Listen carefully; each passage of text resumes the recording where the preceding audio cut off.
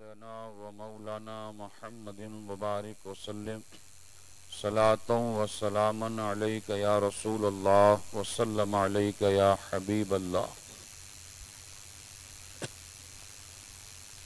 ضروریات دین کے تعلق سے آپ حضرات نے کئی باتیں سماعت فرمائی کہ ایک مسلمان اور مومن کے لیے کن چیزوں پر ایمان رکھنا لازم اور ضروری ہے، بغیر اس کے ایمان کے اس صورت میں ان کا ایمان مکمل نہیں ہو سکتا۔ تو ضروریات دین میں سے آخری بات جس پر ہر مسلمان کا ایمان اعتقاد ہونا ضروری ہے، جسے تقدیر الہی کہا گیا، یعنی جو کچھ ہے وہ اللہ کے مقدر، ہمارے مقدر میں، اور اللہ نے اس کو لوح محفوظ پر لکھ دیا، جس کو تقدیر کہا گیا۔ گویا کہ اچھی اور بری تقدیر پر ایمان رکھنا یہ بھی ضروریات دین میں سے ہے، اور اس وقت تک آدمی مومن نہیں ہو سکتا کہ اگر کوئی معاذ اللہ تقدیر کا اگر انکار کرتا ہے تب اس صورت میں وہ مومن نہیں ہے۔ اب اس صورت کے اندر تقدیر کسے کہتے ہیں؟ تو فرمایا عالم میں جو کچھ ہونے والا تھا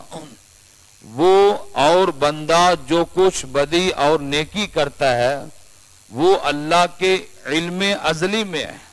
اس کے علم کے اندر ہے، جس کو اس نے محفوظ کر دیا اور لکھ دیا ہے، اسی کا نام تقدیر ہے، اور اسی پر ایمان رکھنا یہ لازم ہے، ضروری ہے۔ تو گویا کہ اب جو یہ کہا جاتا ہے حدیث پاک کی روشنی کے اندر کہ دعا قضاء مبرم کو ٹال دیتی ہے، یعنی دعا سے تقدیر بدل جاتی ہے، جبکہ حکم یہ ہے کہ جو تقدیر کے اندر لکھ دیا گیا ہے وہ اللہ کے حکم میں اٹل ہے، آخری فیصلہ ہے اور وہ ہونا ہی ہے۔ لیکن پھر حدیث پاک کے اندر یہ جو فرمایا گیا کہ دعا قضاء مبرم کو ٹال دیتی ہے، اس کا کیا مطلب؟ تو اس کے تعلق سے فقہا فرماتے ہیں کہ قضا کی 3 قسمیں، الگ الگ قسمیں۔ قضاء جیسا کہ مبرم حقیقی ہے، اب مبرم حقیقی جو قضا ہے اس کے تعلق سے فقہا فرماتے ہیں کہ یہ اللہ کے حکم میں، اس کے علم میں ہے اور ازلی ہے، اور اس کو کوئی ٹال نہیں سکتا بلکہ وہ اٹل ہے، یہاں تک کہ اس قضا کو نہ کوئی کسی کی دعا ٹال سکتی ہے، نہ اس صورت کے اندر بندے کے نیک اعمال اسے ٹال سکتے ہیں، بلکہ وہ تو ہونا ہی ہے۔ جیسا کہ حضرت ابراہیم خلیل اللہ علیہ السلام نے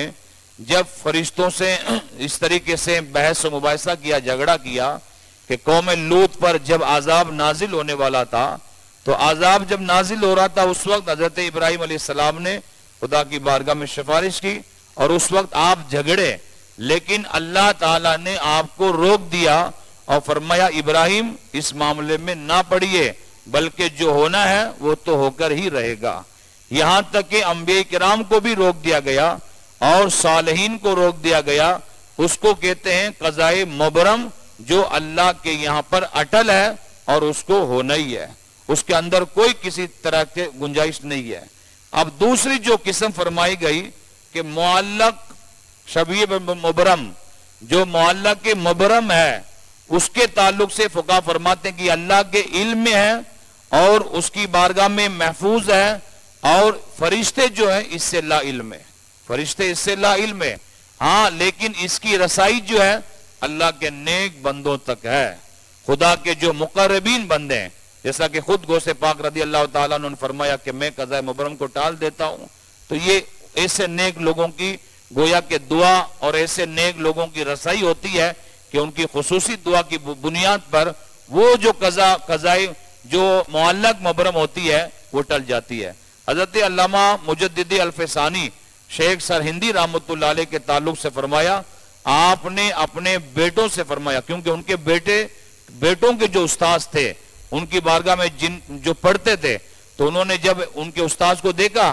تو دیکھا کہ ان کی پیشانی پر بدبختی لکھی ہوئی ہے، تو حضرت مجددی الفسانی نے ایک بار اپنے بیٹوں سے فرمایا تمہارے استاذ کی پیشانی پر بدبختی لکھی ہوئی ہے، تو بیٹوں نے عرض کی ابا جان حضور آپ دعا فرما دیں تاکہ ان کی جو بدبختی ہے یہ نیک بختی کے اندر تبدیل ہو جائے. تو اس وقت حضرت سرکار مجددی الفسانی سرہندی رحمت اللہ علیہ نے خصوصی دعا فرمائی، اور آپ ہی کی دعا کا یہ ثمرہ تھا اور آپ ہی کی دعا کی مقبولیت تھی کہ ان کے استاذ کی پیشانی پر جو بدبختی لکھی ہوئی تھی وہ بدبختی نیک بختی کے اندر تبدیل ہو گئی. تو اس کو کہتے ہیں قضائے معلق مبرم، اور اس میں مخصوص لوگوں کی رسائی ہوتی ہے. اللہ کے جو خاص مقربین جو بندے ہوتے ہیں ان کی رسائی ہوتی ہے. اللہ ان کے صدقے میں اس دعا کو قبول فرماتا ہے اور ان کی اس قضا کو ٹال دیتا ہے. اسی طریقے سے آخری جو قضا ہوتی ہے معلق محض، اب اس کے اندر یہ ہے کہ وہ اللہ کے علم میں بھی ہے